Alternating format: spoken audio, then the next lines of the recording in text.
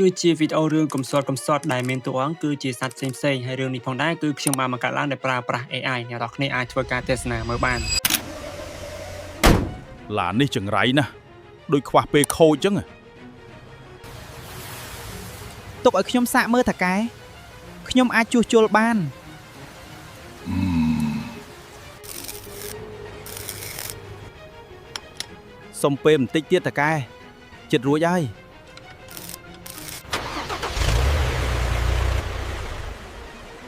យមិនធម្មតាទេឯងចង់មកធ្វើការជាមួយខ្ញុំទេខ្ញុំមិនសនជាអ្នកនរគ្នាមានចំណាប់អារម្មណ៍ចង់ធ្វើការផលិតរឿងបែបនេះដើម្បីយកទៅផុសរលុយនៅក្នុង YouTube Facebook ឬមួយក៏ TikTok អាចអនុវត្តតាមវិធីរបស់ខ្ញុំបានជាដំបូងគឺអ្នកនរគ្នាគ្រាន់តែចូលមកកាន់ Gemini សិនមកបន្តមកទៀតគឺអ្នកទាំងអស់គ្នាត្រូវសរសេរ prompt នេះខ្ញុំចឹងនេះគឺជា master prompt របស់ខ្ញុំនៅពេលដែលអ្នកនរគ្នាចូលមកដល់ master prompt នេះគឺយើងគ្រាន់តែ copy វាទាំងអស់មកនេះអញ្ចឹងខ្ញុំសុំធ្វើការ select វាទាំងអស់សិនអូខេយើង select វាទាំងអស់នឹងមកបន្តមកទៀតយើង copy វាមកអូខេខ្ញុំសុំធ្វើការ copy វាសិនបន្តមកទៀតគឺយើងយកវាមកផាសនៅក្នុង Gemini នៅកន្លែងនេះគឺយើងចុច send ទៅចឹងនៅពេលដែលយើងចុច send ទៅគឺអ្នកទាំងអស់គ្នាអាចធ្វើការចាំវាបន្តិចសិនទៅបន្តមកទៀតនៅត្រង់ចំណុចនេះគឺយើងត្រូវផ្ដល់ជាប្រភេទសាច់រឿងឲ្យវាអញ្ចឹងអ្នកទាំងអស់គ្នាចង់បានរឿងដែលវា generate ឲ្យនឹងជាប្រភេទរឿងបែបមិនដែរគឺយើងអាចធ្វើការសរសេរនៅកន្លែងហ្នឹងទៅអញ្ចឹងខ្ញុំសុំធ្វើការសរសេរបន្តិចសិនអូខេអញ្ចឹងចំពោះសាច់រឿងដែលខ្ញុំចង់បានគឺខ្ញុំចង់បានជាលក្ខណៈចេះអ្នកសុំទានក្រីក្រម្នាក់បានជួបតាកែចិត្តល្អហើយតាកែចិត្តល្អបានជួយអ្នកសុំទាននឹងរហូតដល់អ្នកសុំទាននឹងខ្លាចជាអ្នកមានជីឡានទំនើបអញ្ចឹងនេះអ្នកទាំងគ្នាអាចធ្វើការសរសេរខ្លួនឯងបានយើងចង់បានបែបម៉េចគឺយើងសរសេរអញ្ចឹងទៅហើយយើងសរសេរជាខ្មែរក៏បានដែរអត់អីទេអញ្ចឹងបន្តមកទៀតគឺយើងគ្រាន់តែចុច send ទៅ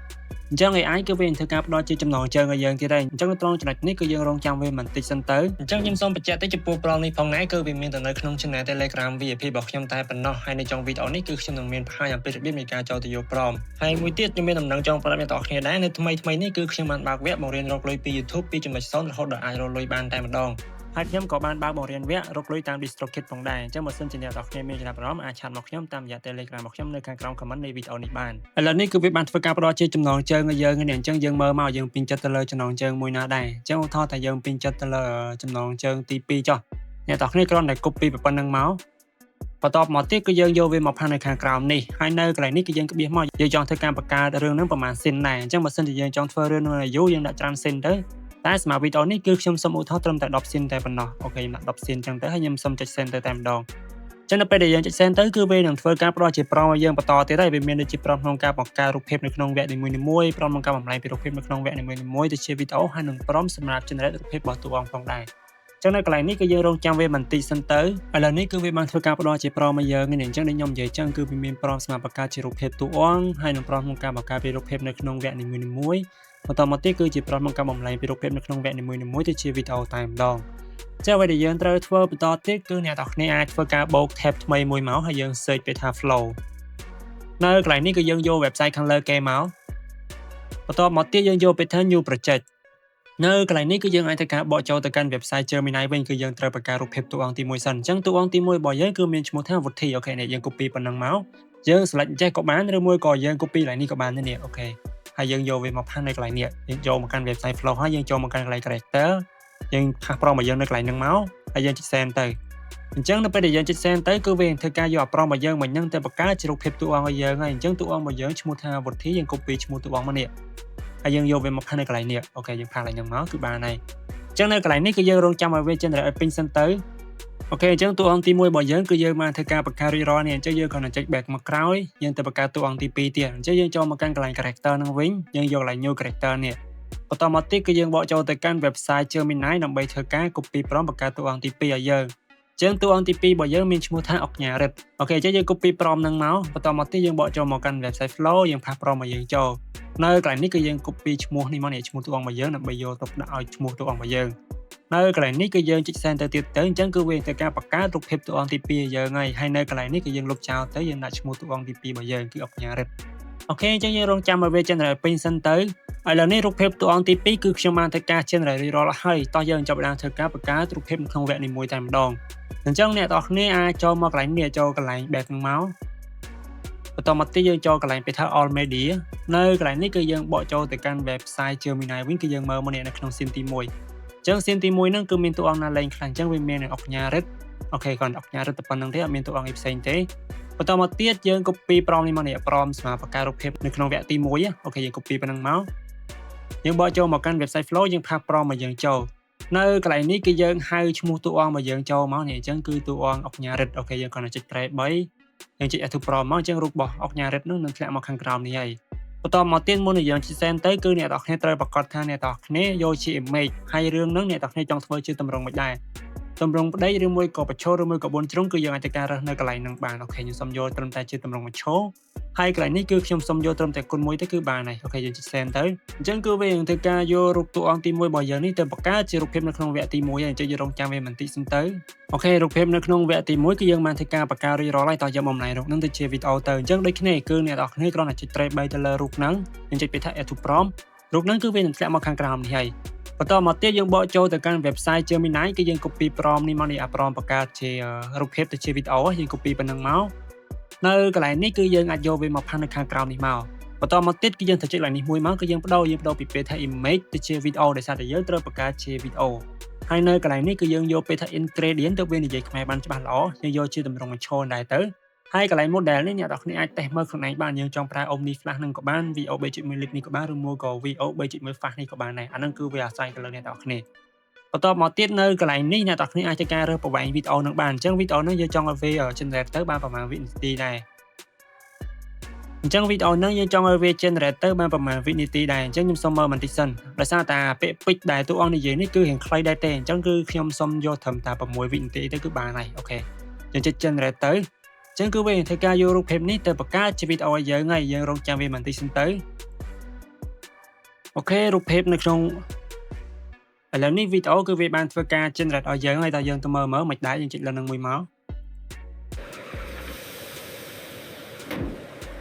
កឡាននេះខូចចំពេលអាក្រក់មែនអូខេចឹងខ្ញុំគិតថាប៉ុណ្នេះគឺយើងអាចទទួលយកបានហើយអញ្ចឹងឥឡូវនេះអ្វីដែលយើងត្រូវធ្វើបន្តទៀតគឺយើងបង្កើតរូបភាពនៅក្នុងវគ្គទី2ទៀតទៅអញ្ចឹងដូចគ្នាគឺយើងបកចូលទៅកាន់ website Gemini គឺយើងទៅមើលនៅក្នុងវគ្គទី2ហ្នឹងមានតួអង្គណាខ្លះសម្ដែងអញ្ចឹងវាមានតួអង្គវុធីហើយនិងតួអង្គអុកញ៉ារិទ្ធនឹងដដែលអូខេអញ្ចឹងយើងគ្រាន់តែ copy prompt ហ្នឹងមកនេះ copy prompt ហ្នឹងមកហើយយើងយកវាមកកាន់ website flow យើងផាសចូលទៅបន្តមកទៀតនៅកន្លែងនេះគឺយើងត្រូវបដូរពីវីដេអូទៅជា image ដោយសារតែយើងត្រូវបង្កើតជារូបភាពបន្តមកទៀតនៅកន្លែងនេះគឺយើងហៅតួអង្គទាំងពីរនឹងចូលមកសម្ដែងមកអញ្ចឹងដើម្បីហៅបានគឺដូចគ្នាគឺយើងគ្រាន់តែចុច trace 3យើងចុច add to prompt អញ្ចឹងនឹង load មកនេះអូខេហើយអានេះគឺដូចគ្នាដែររូបភាពតួអង្គទី2របស់យើងហ្នឹងអុកញ៉ារិទ្ធហ្នឹងអូខេយើងចុច trace 3យើងចុច add to prompt ទៀតមកវា load មកកន្លែងហ្នឹងទៀតហើយហើយនៅកន្លែងនេះគឺយើងចុច send ទៅទៀតទៅអញ្ចឹងគឺវាធ្វើការបង្កើតជារូបភាពនៅក្នុងវគ្គទី2យើងហើយយើងរងចាំវាបន្តិចសិនទៅអូខេឥឡូវនេះរូបភាពនៅក្នុងវគ្គទី2គឺខ្ញុំបានធ្វើការ generate វារួចរាល់ហើយក៏ប៉ុន្តែខ្ញុំរៀងតោះចិត្តតិចដោយសារតែមើលទៅកន្លែងនេះទីតាំង background នេះគឺវាអត់ដូចនៅក្នុងរូបភាពទី1អញ្ចឹងយើងសាកធ្វើវាសាថ្មីមកយើងគ្រាន់តែចុច reuse prompt នឹងមកនេះហើយបន្តមកទៀតនៅកន្លែងនេះគឺយើងសាកហៅអានេះហៅអារូបភាពនៅក្នុងវគ្គទី1ហ្នឹងចូលដែរមកគីឡូនៅពេលដែលយើង generate ទៅរូបភាព background ហ្នឹងគឺវាចេញមកគឺដូចជានឹងរូបភាពនៅក្នុងវគ្គទី1ហ្នឹងតែម្ដងអញ្ចឹងយើងសាកហៅទៀតមកនេះគ្រាន់តែចុច trace 3យើងចុច add to prompt ទៀតមកឃើញនេះវា load ចូលហើយយើងសាកទៅម្ដងទៀតចាំមើលថានៅពេលដែលវា generate អារូបភាពទី2ហ្នឹងទៅវាដូចទៅនឹងអារូបភាព background នៅក្នុងវគ្គទី1នេះអត់យើងរងចាំវាសិនទៅអូខេឃើញនេះឃើញថានៅពេលដែលយើង generate មកគឺវាស្តៀងទៅនឹងអារូបភាពទី1អញ្ចឹងពីមួយវគ្គទៅមួយវគ្គវាអត់មានផ្លាស់ប្ដូរគ្នាច្រើនណាអញ្ចឹងយើងធ្វើអញ្ចឹងមកដើម្បីឲ្យអ្នកមើលហ្នឹងគឺគាត់កាន់តែងាយយល់ជាងមុនឬមួយក៏គាត់មើលទៅវាល្អមើលជាងមុនអញ្ចឹងនេះគឺយើងអាចធ្វើការលុបវាចោលបាននេះរូបភាពដែលយើង generate ដំបូងយើងគ្រាន់តែចុច trace 3យើងចុច move to trash មកគឺបានហើយអញ្ចឹងយើងចាប់ផ្ដើមធ្វើកា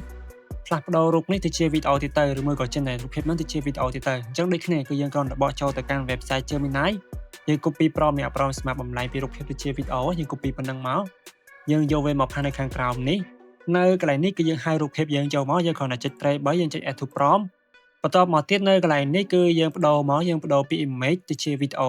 អញ្ចឹងខ្ញុំសុំមើលបន្តិចសិននៅកន្លែងនេះតួអង្គនិយាយមកទៅវារៀងច្រើនគួរសមដែរអញ្ចឹងខ្ញុំសុំបដូរពី6វិនាទីទៅជា8វិនាទីម្ដងអូខេអញ្ចឹងយើងសាក generate ទៅចាំមើលថានៅពេលដែលតួអង្គនិយាយមកគឺវាបែបម៉េចដែរអញ្ចឹងយើងរងចាំវាបន្តិចសិនទៅ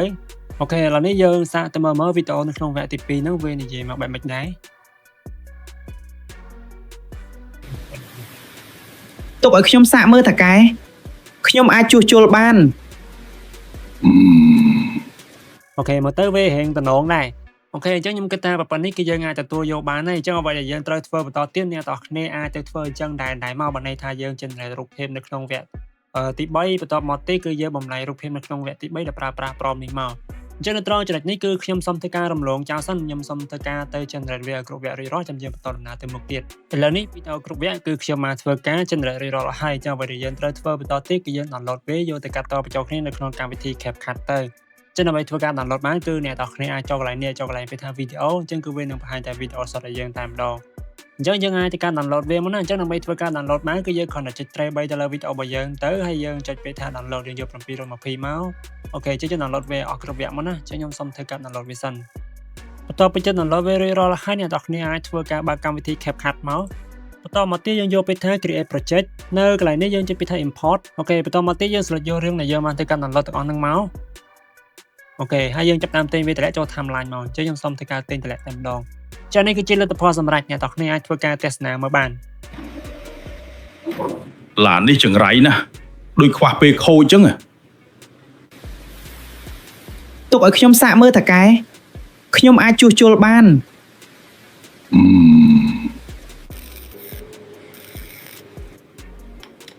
សុំពេលបន្តិចទៀតតាកែចិត្តរួចហើយ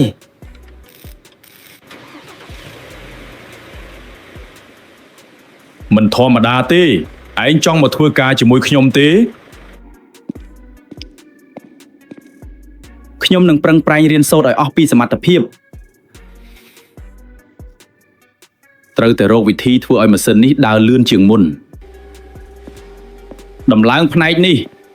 តាមប្លង់ដែលខ្ញុំបានគូរទៅ ឥឡូវឯងមិនមែនជាកូនជាងទេឯងជាដៃគូសហការរបស់ខ្ញុំ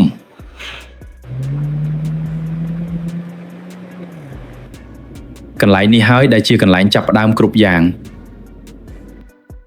អូខេអញ្ចឹងខ្ញុំគិតថាប៉ុណ្នេះគឺយើងអាចទទួលយកបានហើយអញ្ចឹងអ្នកទាំងគ្នាគ្រាន់តែចុច export មកគឺជាការស្រេចហើយអញ្ចឹងអ្វីដែលយើងត្រូវមើលបន្តទៀតគឺរបៀបចូលទៅកាន់ channel Telegram VIP របស់ខ្ញុំតែម្ដងអញ្ចឹងដើម្បីចូលទៅកាន់ channel Telegram VIP របស់ខ្ញុំបានអ្នកទាំងគ្នាគ្រាន់តែចូលមកកាន់ bot របស់ខ្ញុំមក link នៅខាងក្រោមហ្នឹងហើយអ្នកទាំងគ្នាទៅ save ពេលដូចខ្ញុំទៅ save ពេល slash ហើយយើងទៅ save ពេលថា start តទៅទៀតយើងចុច send ទៅនៅត្រង់ចំណុចនេះគឺអ្នកទាំងគ្នាអាចធ្វើការចុចយក menu ខាងលើបានដើម្បីទិញ VIP របស់ខ្ញុំអញ្ចឹងបញ្ជាក់តិចការចូលក្រុម VIP ហ្នឹងដោយតែអ្នកទាំងគ្នាមក support ខ្ញុំដែរទេអញ្ចឹងខ្ញុំសូមអរគុណអ្នកទាំងគ្នាទុកជាមុនអញ្ចឹងនៅកន្លែងនេះគឺអ្នកទាំងគ្នាអាចធ្វើការរើសគម្រោងបានអ្នកទាំងគ្នាចង់ចូលក្រុម VIP របស់ខ្ញុំហ្នឹងចំនួនប្រហែលថ្ងៃឧទាហរណ៍តែអ្នកទាំងគ្នាចង់ចូលមួយខែយើងចុចពាក្យថា one month ហ្នឹងមកនេះ$8បន្តមកទៀតអ្នកទាំងគ្នាអាចធ្វើការចុចយល់ព្រមនឹងបងប្រាក់បានអញ្ចឹងនៅកន្លែងនេះខ្ញុំបញ្ជាក់អ្នកទាំងគ្នាបន្តិចមុននឹងចុចយល់ព្រមហ្នឹងអ្នកទាំងគ្នាត្រូវអានលក្ខខណ្ឌរបស់ខ្ញុំសិនដែរថាលក្ខខណ្ឌរបស់ខ្ញុំហ្នឹងគឺមានន័យគេខ្លះហើយយើងចុចយល់ព្រមមកបើយើងបានអានរួចរាល់ហើយអូខេនៅកន្លែងនេះអ្នកទាំងគ្នាបើក ABA ឬមួយក៏ ACLIDA មកហើយ scan QR code ហ្នឹងទៅបន្ទាប់ពី scan រួចរាល់ហើយអញ្ចឹងអ្នកទាំងគ្នាត្រូវចុចលើនេះអញ្ចឹងបញ្ជាក់តិចតអ្នកទាំងគ្នាបងលុយរួចរាល់ហើយទើបចុចកន្លែងនេះមកទើប bot វា approve អ្នកទាំងគ្នាចាឥឡូវនេះគឺខ្ញុំបានធ្វើការ scan បងលុយរួចរាល់ហើយអញ្ចឹងខ្ញុំសូមចុចពីថាខ្ញុំបានបងប្រាក់រួចរាល់បន្តមកទៀត bot របស់ខ្ញុំគឺបានពិនិត្យមើលហើយបើសិនជាលុយនឹងបានចូលគណនីរបស់ខ្ញុំគឺវានឹងធ្វើការ reply ទៅកាន់អ្នកទាំងគ្នាវិញឥឡូវនេះគឺ bot របស់ខ្ញុំបានឆ្លើយតបហើយអ្នកទាំងគ្នាអាចធ្វើការចុចចូលគ្នាអញ្ចឹងទី1គឺយើងចូលទៅកាន់ channel Marian អ្នកទាំងគ្នាចុច join channel មក